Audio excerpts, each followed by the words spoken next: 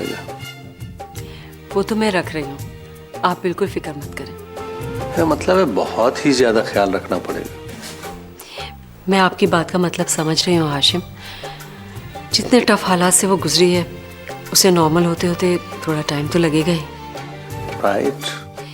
मैं चाहती हूँ कि कम से कम वक्त में परीक्षा की जहनी हालत बिल्कुल नॉर्मल हो जाए और वो जैसे जीना चाहती है उसी तरह से जिए। सिर्फ मुझे ही नहीं, सारे घर वालों को मिलजुल कर उसका साथ देना होगा।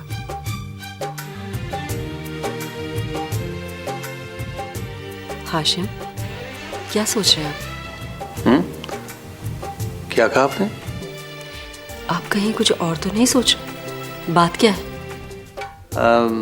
दरअसल कहीं परीक्षा के बारे में तो परेशान नहीं है आप? कहीं उसकी जहनी हालत के बारे में काशान ने तो कुछ नहीं कहा? फायजा, लोग मुंह छुपा के रोते हैं, मैं मुंह छुपा के हंसता हूँ।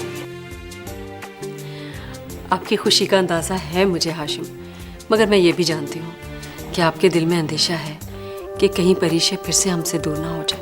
पता नहीं इस उम्र में इंसान इतना हसास क्यों हो जाता है। आने वाली खुशियों के एहसास तले एक अनजाना सा खौफ भी था। आप मुतमईन रहें, मैं हर तरह से उसका ख्याल रखूँ। मैं जानता हूँ आपकी हिफाजत में है। आप फिक्र ना करें, अब परीक्षा हमें छोड़कर कहीं नहीं जाएगी। इंशाअल्लाह। इंशाअल्लाह।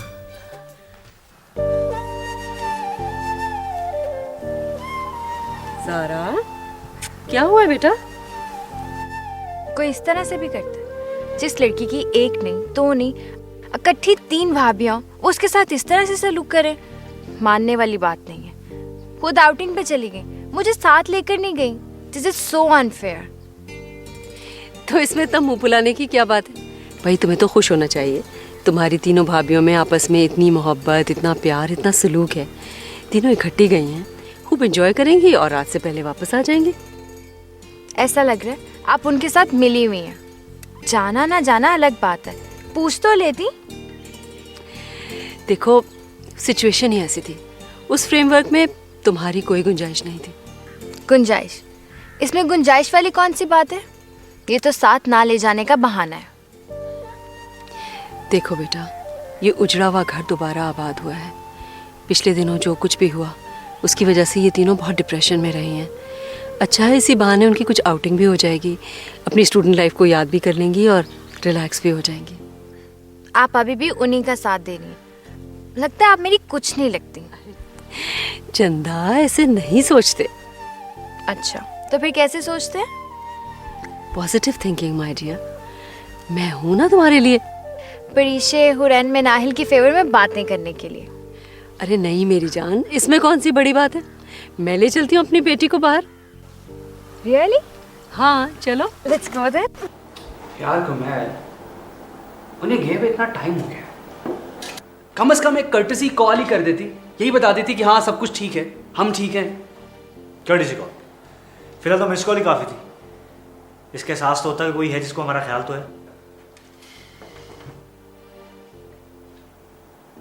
मैं फ़ोन करता हूँ, पता करता हूँ। पर हम क्यों फ़ोन करें? जब उन्हें हमारी फिक्र नहीं है तो फिर हम क्यों शो करें कि हमें उनकी फिक्र है? वैसे कुमार यार, देखा जाए ना तो कहीं ना कहीं कसूर हम दोनों का भी है। हाँ ना, जब उन्होंने हमें अपना आइडिया सुनाया तो हमने उनका मजाक उड़ाया, फौरन ना कर दी जाने से। अब भाई इतना तो भुगतना पड़ेगा, बर्दाश्त करना पड़ेगा। यार याद था, 2-3 मिनट पूछ लेते तो क्या हो जाता, शायद हम मान ही जाते। उन्होंने इंसिस्ट नहीं किया, सिर्फ फॉर्मेलिटी पूरी की और चली गई हैं। यार रमन यार, क्यों ना हम उन्हें ट्रेस करें? गुड आइडिया, हम उन्हें ट्रेस करते हैं और उन्हें जाके सरप्राइज देते हैं।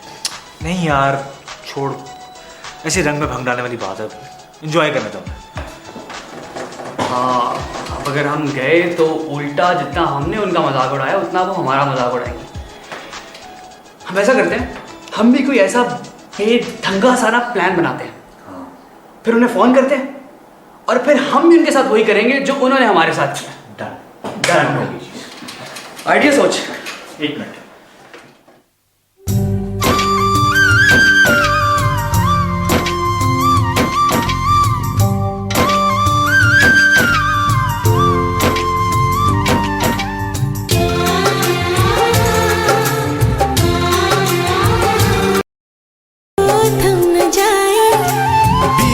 जाता है ये सावन, दिल का गम न जाए।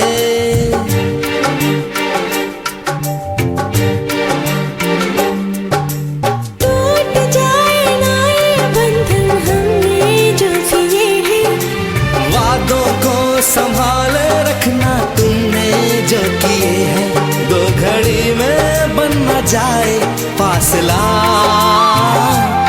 एक बंधन में बंधी ये सहेलियां, एक बंधन में बंधी हम सहेलियां। इतनी देर से मैं आपको फ़ोन कर रही हूँ, कभी फ़ोन कर जाता और कभी आप मेरी कॉल अटेंड नहीं करते। बे क्या बात है, क्यों तंग कर रही हो? फ़ोन ना उठाने की कोई वजह तो होगी, कहीं मुझे इग्नोर तो नहीं कर रहे, या फिर? तुम्हें पता तो है कि आज ऑफिस में इतनी इंपॉर्टेंट मीटिंग थी। हाँ हाँ जानती हूँ कि मीटिंग थी, लेकिन मुझे भी एक बहुत ज़रूरी काम था, इसीलिए फ़ोन करना पड़ा। वो क्या? भूल गए आप? आज हमने मूवी देखने का प्लान बनाया था और आपने साथ में जाने की कमिटमेंट भी की थी। क्या? ओह माय गॉड, अच्छा हुआ तुमने मुझे याद करा दिया। Thank you precious, thank you very much. चले शुक्र है आपको याद तो आया, वरना मैं तो सोच रही थी कि अगर आपका मूड नहीं है तो प्लान चेंज कर लेते हैं। अच्छा मुझे ये बताएं कि फिर क्या प्लान है आपका? इतने प्यार से कहा, काश मेरे पास कोई टाइम मशीन होती तो मैं पलक झपकते ही पहुंच जाता। बातें बनाना तो कोई आपसे सीखे, मुझे जल्दी से बताएं आप आ रहे हैं या नहीं, बल्कि आप आ रहे हैं और वो भी टाइम पे। अच्छा बाबा, अच्छा जल्दी पहुंच जाऊंगा। सोच लें, अगर आप टाइम पे नहीं पहुंचे तो मैं खुद आपको ऑफिस आ जाऊंगी लेने के लिए।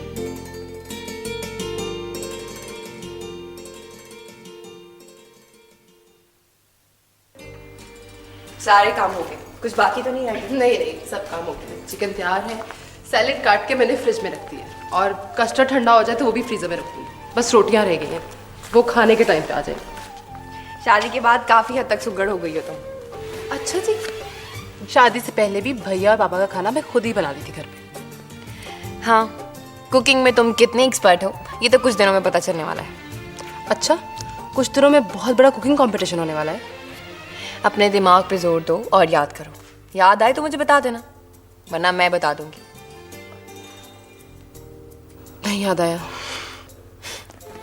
रमजान शरीफ भूल गई ना? अरे हाँ गॉड, मैं तो भूल ही गई। कुछ दिनों में तो रमजान शुरू होने वाला है। अब किचन के कामों में तुम्हारी कितनी महारत है ये तो थोड़े दिनों में पता चल जाएगा, सहरी और अफ्तारी में। देख लेना, वाकई में पता चल जाएगा। एक काम करना, तुम और हुरैन भी बेशक मेरा साथ नहीं देना, मैं सब खुद संभालूंगी। अरे 9-10 लोगों का खाना बनाना कौन सी मुश्किल बात है। नहीं नहीं, इतने जालिम नहीं है हम लोग, हम पूरा पूरा तुम्हारा साथ देंगे। मेरा ख्याल है रमज़ान शुरू होने से पहले सहरी और इफ्तारी की पूरी रूटीन बना लेनी चाहिए, ताकि आगे जाके दुश्वारी नहीं हो। हाँ, आज ही मामा से डिस्कस कर लेते हैं। अच्छा, कब आएंगे रमल और कुमैल? मामा? अरे परिशी, अच्छा हुआ तुम खुद ही आ गई, मैं आने ही वाली थी तुम्हारे पास। कोई ज़रूरी बात ही तो बुलवा ली थी, मैं भी आपसे एक ज़रूरी बात करने आई। अच्छा चलो ठीक है, फिर तुम पहले कहो। नहीं मामा, आप कहें। बस रमज़ान का महीना शुरू होने वाला है तो इसी सिलसिले में कुछ डिस्कस करना चाह रही थी तुमसे। आपने तो मेरे मुंह की बात छीन ली, मैं भी आपसे यही बात करने वाली थी। अच्छा चलो, ये तो अच्छा हुआ। दरअसल इस घर में पहला रमज़ानुल मुबारक है तुम लोगों का ये, तो मैं चाह रही थी कि तुम्हें हमारे घर के रूटीन का ज़रा पता चल जाए। मैं अभी मिनाहिल से यही डिस्कस कर रही थी कि हम तीनों पहली बार इस रमज़ान में इस घर में हैं, तो मैं जानना चाहती थी कि इस महीने को कैसे बाबरकत तरीके से गुजारा जा सकता है। हमारे घर का रूटीन तो यही होता है कि सहरी और अफ्तारी मैं खुद ही बनाती हूँ, लेकिन इस बार हमने फैसला किया है कि सहरी और अफ्तारी हम बनाएंगी, आप सिर्फ ऑर्डर करेंगी। अरे नहीं भाई, तुम तीनों क्यों जहमत करोगी, मैं हूँ ना। नहीं मामा प्लीज़, हमें भी मौका दें। अच्छा चलो ठीक है, जैसे तुम्हारी खुशी। वैसे इस दफ़ा तुम्हारे बाबा नहीं होंगे रमज़ान में। मैं समझी नहीं।